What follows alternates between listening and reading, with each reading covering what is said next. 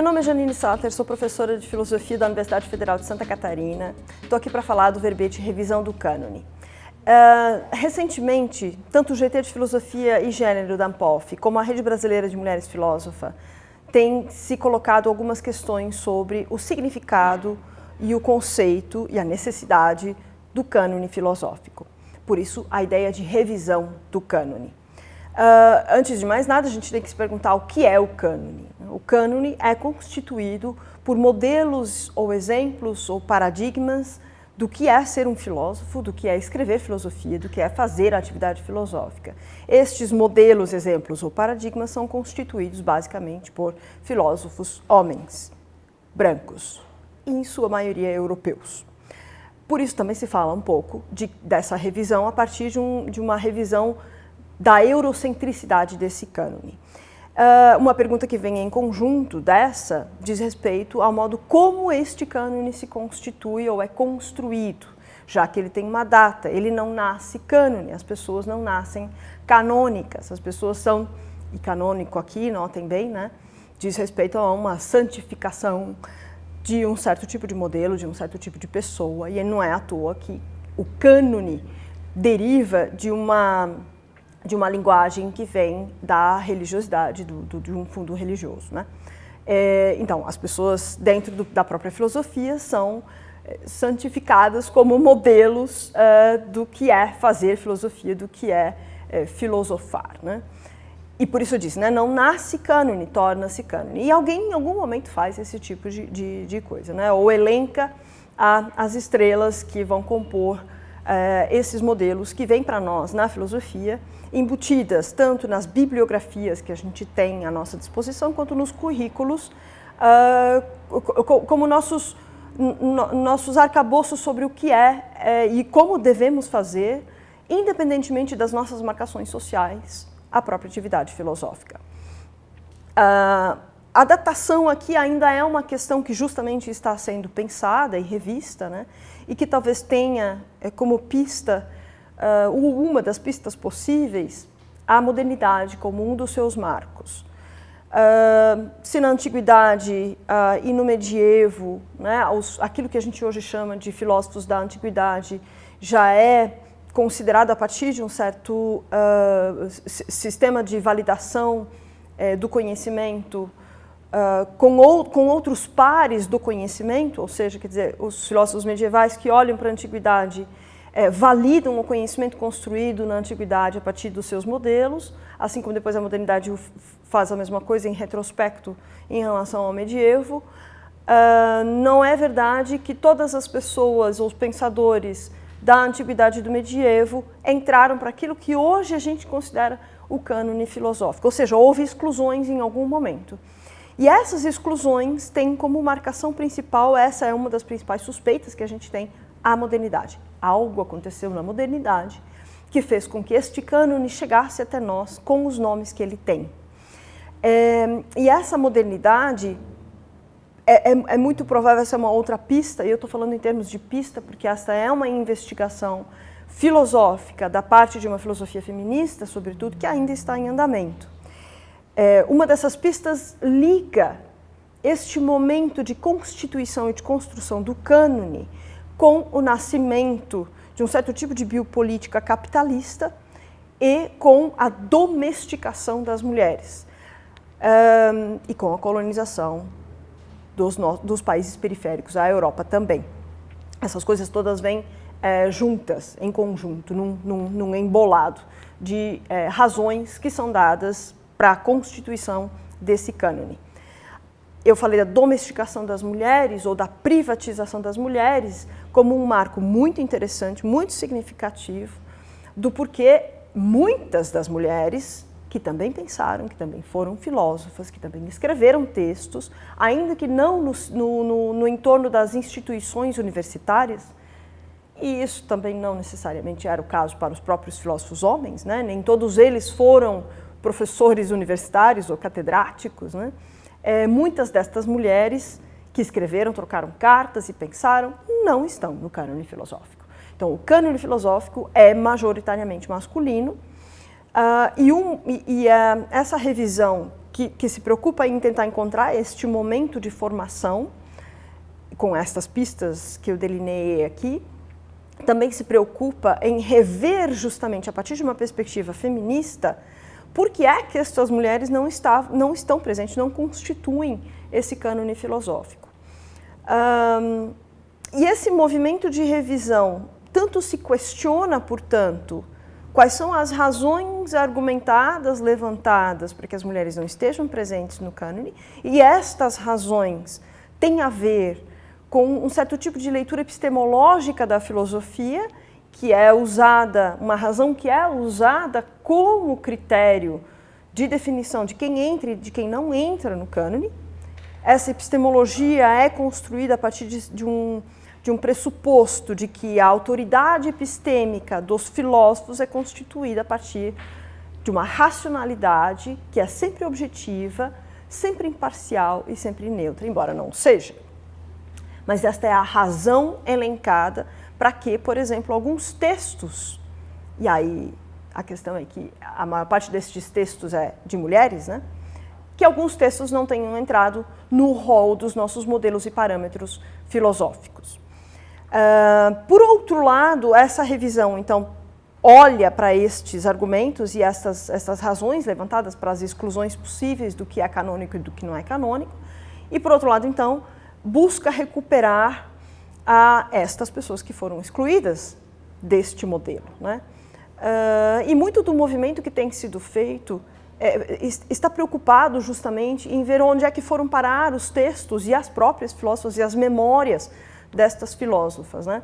Então, temos tentado levantar uma vasta documentação, aliás, mostrando que sim, primeiro, né, como uma afirmativa, as mulheres pensam desde sempre, elas são racionais tanto quanto os homens, né? Ainda que a gente possa depois, num outro momento, questionar que tipo de critério de racionalidade a gente está usando para fazer essas distinções, e elas escreveram textos filosóficos ou trataram de filosofia como uma atividade em algum sentido que seja.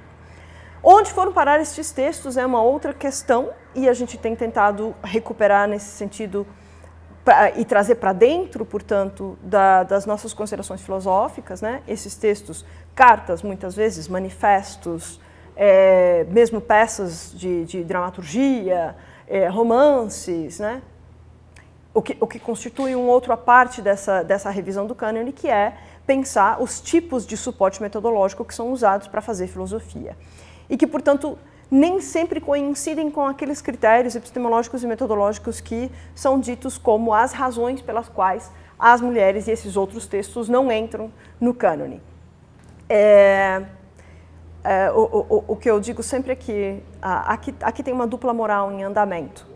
Os critérios que justificam, ou os supostos critérios que justificam a constituição do cânone, que tem a ver com uma epistemologia tradicional, canônica, que tem como autoridade epistêmica um certo tipo de racionalidade, que é a razão, portanto, arvorada, parece não autorizar os textos e as atitudes e o modo de filosofar das mulheres a que elas entrem no cânone. No entanto, esta revisão também olha para os textos dos filósofos e percebe que os textos dos filósofos também não atendem aos critérios elencados para que eles sejam considerados canônicos. Portanto, a dupla moral não se trata, portanto, de uma questão de racionalidade nem de autoridade epistêmica, trata-se de uma questão de gênero. Então, as mulheres não são excluídas porque não sabem fazer filosofia. As mulheres são excluídas porque são mulheres. E isso, na verdade, tem sido uma lição importante que a gente aprende com os próprios textos das filósofas que estamos recuperando, trazendo para as nossas considerações, né?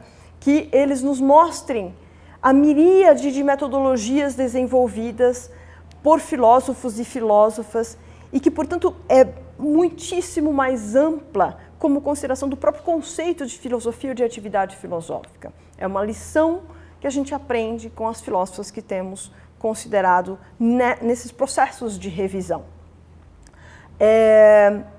No entanto, aqui tem uma questão ambígua que ainda está por ser resolvida e que possui posições diferentes a respeito do que é o cânone e do que fazer com esta revisão, né?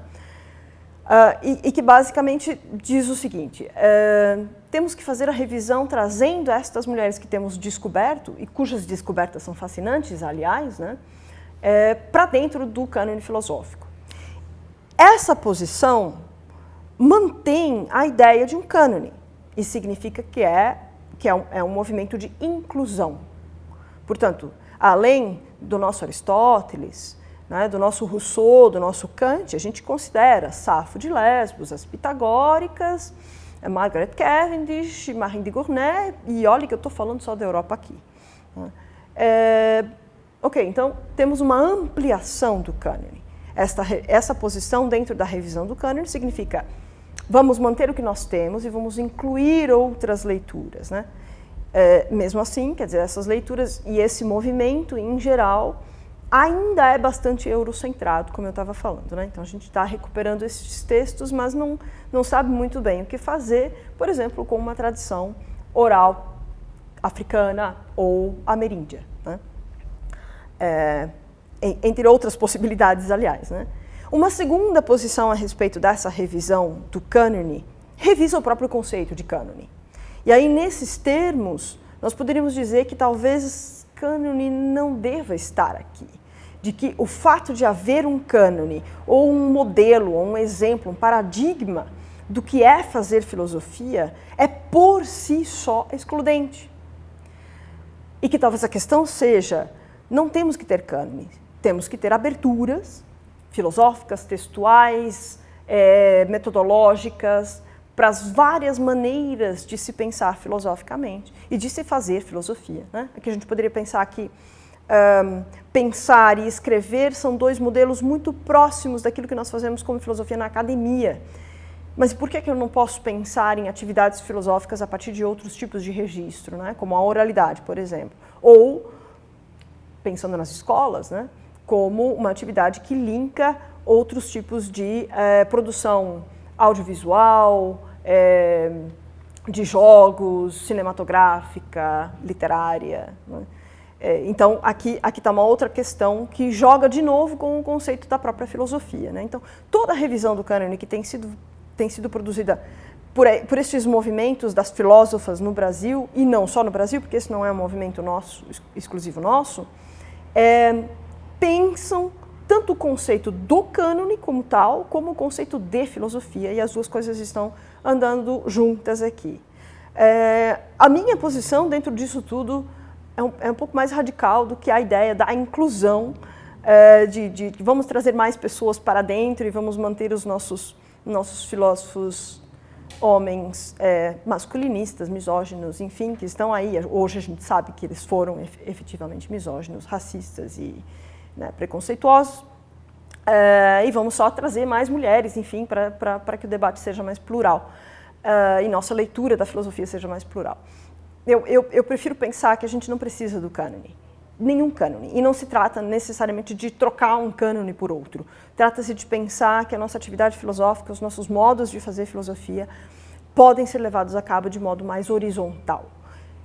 O que significa justamente pluralizar a filosofia, torná-la mais democrática, inclusive para outros tipos de epistemologia filosófica e para outros tipos de metodologia filosófica. Ou seja, né, eu posso, e tenho feito isso, aliás, posso pensar com a literatura e pela literatura. Por que não? Estou deixando de fazer filosofia? Talvez não. A minha posição um pouco mais radical tem tentado fazer movimentos nessa direção e tentado trazer culturas ameríndias, africanas, de outras filósofas e minhas próprias experiências no campo da filosofia para dialogar com as pessoas que estão nas minhas salas de aula, mas também com o fora do muro da academia, né? Então, a revisão do cânone também se propõe aqui a revisar o conceito de filosofia, o conceito de cânone, mas ao conceito da própria atividade filosófica, né? Acho que eu tenho tentado performaticamente fazer um pouquinho disso. Bom, esse é o verbete revisão do cânone. Meu nome é Janine Sattler. Convido vocês a acessarem os links das nossas bibliografias que temos disponíveis, dos blogs e acessar o material que estes grupos de filósofos têm produzido a respeito desse conteúdo.